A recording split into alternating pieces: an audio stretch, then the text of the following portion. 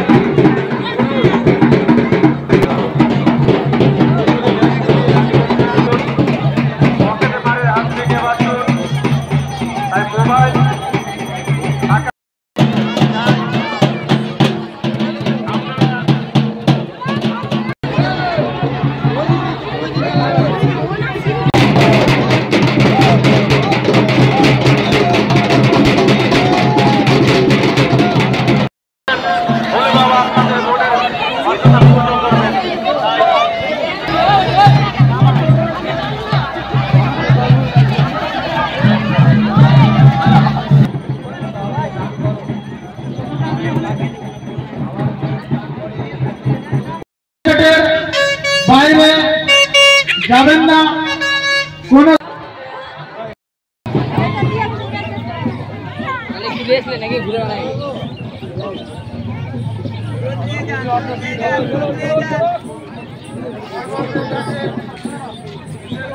এখানে মহাশিবরাত্রি দুদিন ধরে চলছে, কালকে হয়েছে এবং আজকে আমরা কমিটির মাধ্যমে পুরো ঘাট মেরামত করেছি এবং ভোলবামদের কোনো রকমের যেন অসুবিধা না হয় সেগুলো আমরা ওই মেডিকেল টিমের ব্যবস্থা করেছি, অ্যাম্বুলেন্স রয়েছে এবং তার সাথে সাথে কোনো ভক্তবিন্দু খাওয়া দাওয়ার ব্যাপার থাকে সেটা আমরা খাওয়ার ব্যবস্থা করেছি।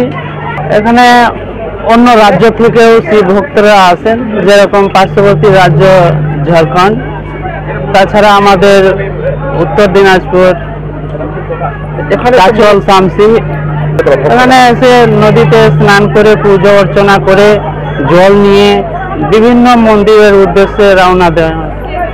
ভক্তের সমাগম প্রায় 4 থেকে 4.5 লাখ ভক্তবিন্দু প্রতি বছর আসে।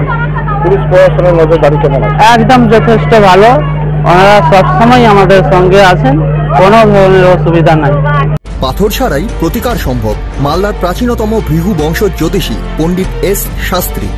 দাম্পত্য সমস্যা, বিবাহে বাধা, ব্যবসায় অবনতি, পরীক্ষায় অকৃতকার্যতা, ভাগ্য গণনা, কোষ্ঠী বিচার, ঠিকুচি গোষ্ঠী এবং মৃত্যু ছাড়া সকল সমস্যার সমাধানের জন্য যোগাযোগ করুন জগদম্বা জ্যোতিষ কেন্দ্র, বিবেকানন্দ স্কুলের পাশে, মালদা। মোবাইল 09733027832 অথবা 09332056956।